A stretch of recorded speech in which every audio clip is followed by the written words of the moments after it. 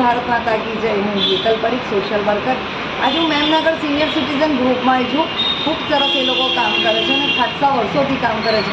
તો આપણે પૂછીએ એમને મેમનગર સિનિયર સિટીઝન ગ્રુપને કે શું એમની પ્રવૃત્તિ છે, કેટલા વર્ષથી એ લોકો કામ કરી રહ્યા છે।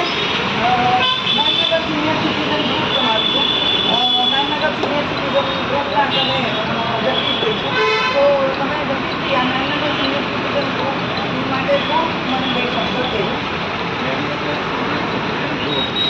આશરે 15 વર્ષથી ચાલે છે, જેમાં અમે સિનિયર સિટીઝનો માટે ખાસ જે કંઈ સવલતો ઊભી કરવાની હોય કરીએ છીએ।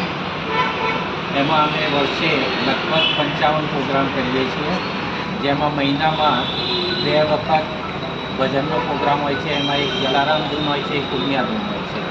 બીજા અમારા હેલ્થ અવેરનેસના પ્રોગ્રામ હોય છે, ખાસ કરીને મોટી હોસ્પિટલો સાથે સંકળાઈને ડૉક્ટરોની જે ગાઈડલાઈન હોય એ એમને સમજાવીએ છીએ, છતાં એમના તરફથી મફત જે કેમ્પ કરાવીએ છીએ, મેડિકલ કેમ્પ, એમાં દવાઓ મફત, એક્સરે મફત, ઇસીજી મફત એ રીતનું પણ ગોઠવીએ છીએ।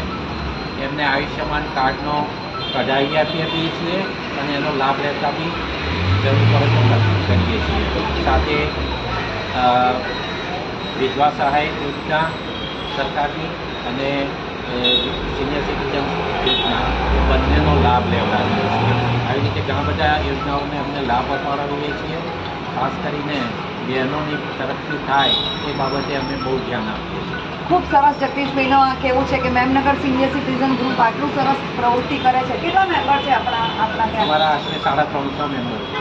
અને એમાં કેવી રીતે હોય છે? તમે બહારગામ લઈ જાઓ છો, તમે આપણે ગવર્મેન્ટનું કોઈ ફંડ કે કંઈ પણ એવી રીતે કે તમારી જાતે જ તમારા કામ કરે છે? અમે સરકારી યોજનામાં ઓછું બધું વિચારીએ છીએ, પણ અમે અમારી જાતે ફંડ વધારે ઊભું કરીએ છીએ। એ ફંડની અંદર અમે પ્રવાસ ગોઠવીએ છીએ। વર્ષમાં અમારા 2-3 પ્રવાસ હોય છે।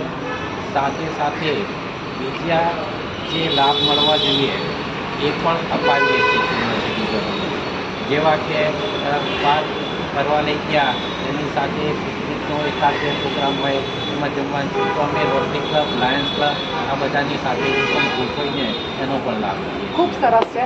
આજે અમારા જોડે એક રેખાબેન પણ જોડાઈ ગયા છે। રેખાબેન, આપનો ઇન્ટ્રોડક્શન આપો ને આપ શું પ્રવૃત્તિ અહીંયા કરો છો અને આપ કેટલા વર્ષથી જોડાયેલા છો? હું 2 વર્ષ, મારું નામ રેખા શાહ છે। હું 2 વર્ષથી અહીંયા જોડાયેલી છું અને અહીંયા ખૂબ સુંદર પ્રોગ્રામો થાય છે। અમે અહીંયા ગાર્ડનમાં ગણપતિ